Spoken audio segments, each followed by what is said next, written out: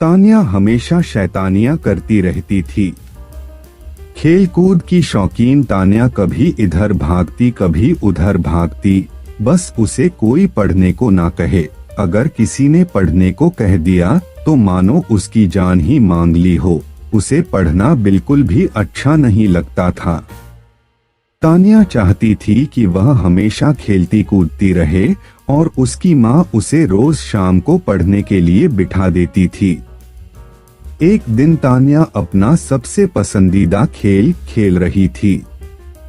जैसे ही उसकी माँ ने उसे पढ़ने को कहा, वह बहुत ज्यादा गुस्सा हो गई। उसने सोचा कि अगर वह घर की सारी किताबें जला दे तो उसकी प्रॉब्लम हमेशा के लिए खत्म हो जाएगी।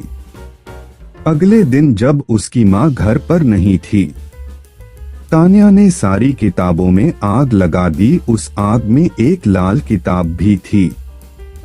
जैसे ही वह किताब जली, बिजली जोर जोर से गड़गड़ाने लगी, तेज हवाएं चलने लगी और अचानक से एक लपट बाहर निकली जो धीरे धीरे एक औरत का रूप लेने लगी। तान्या उसे देखकर बहुत ज्यादा डर गई।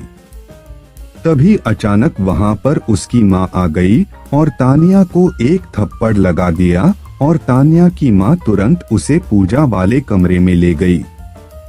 माँ ने तान्या को बताया कि जब वह लोग इस घर में आए थे तब कुछ लोग कहते थे कि इस घर में एक चुड़ैल का साया है, तो उन लोगों ने एक बड़े पुजारी को बुलाकर इस घर की पूजा कराई और उस पुजारी ने अपनी शक्ति से उस चुड़ैल के साये को इस किताब के अंदर कैद कर दिया और बोला कि कभी भी इस किताब को कोई हाथ ना लगाए और अगर गलती से किसी ने इसे आग में डाल दिया तो यह चुड़ैल वापस आजाद हो जाएगी।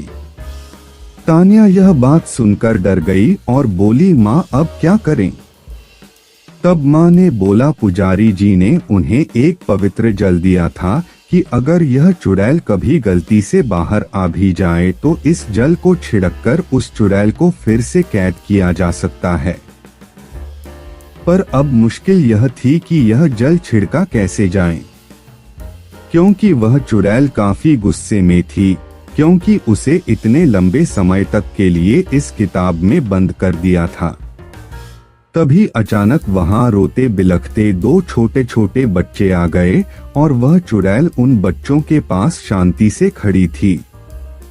माँ धीरे से कमरे से बाहर आई और उस चुड़ैल से बात करने की कोशिश करने लगी। जैसे उस चुड़ैल ने माँ को देखा, वह चुड़ैल माँ पर हमला करने के लिए भागी। माँ के हाथ में वह पवित्र जल था। उस जल को देखकर चुड़ैल डर गई और वहीं रुक गई और बोली, मेरे पर यह जल मत डालो, मेरे बच्चे फिर अकेले हो जाएंगे। माँ ने उस चुड़ैल को बड़े ध्यान से देखा और पूछा कि तुम्हारे साथ क्या हुआ था? चुड़ैल बोली, मेरे पति ने मुझे वही जिंदा जला दिया था और मेरे बच्चे भूखे बिलखते रह गए और ऐसे ही उन्होंने भी दम तोड़ दिया। बस अंतर इतना रहा कि मैं तो चुड़ैल बन गई और मेरे बच्चे भूत बन गए। तब से हम यहीं रहते थे, पर 10 साल पहले तुम आए और तुमने मुझे इस किताब में कैद कर दिया। आज मैं वापस आजाद हुई हूँ। मैं अपने बच्चों को वापस अकेले नहीं छोड़ना चाहती हूँ। माँ सोचने लगी कि अगर यह चुड़ैल ऐसे ही रही और लोगों को नुकसान पहुँचाएगी, तभी चुड़ैल बोली कि तुम हम पर जल मत डालो, हमें मुक्ति दिला दो। माँ ने पूछा कि मैं तुम्हें मुक्ति कैसे दिला सकती हूँ?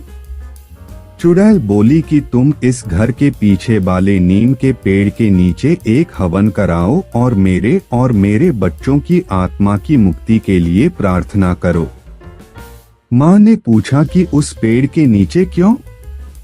चुड़ैल बोली कि मेरे पति ने मुझे यहीं जलाया था और अगर कोई उस पेड़ के नीचे हवन करता है और मेरी और मेरे बच्चों की मुक्ति की प्रार्थना करता है तो हमें मुक्ति मिल सकती है। अगले दिन तान्या की माँ ने वहां पर एक छोटा सा हवन कराया।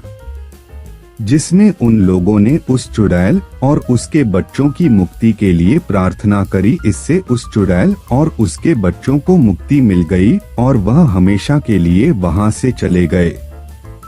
और तान्या को भी यह बात समझ आ गई कि हमें ऐसे सारी किताबें नहीं जलानी चाहिए और हमें पढ़ना भी चाहिए, जिससे हम अच्छे और समझदार इंसान बन सके। कोई इंसान जन्म से बुरा नहीं होता, हालात उसे बुरा बना देते हैं। उसे अपने आप को सुधारने का मौका देना चाहिए।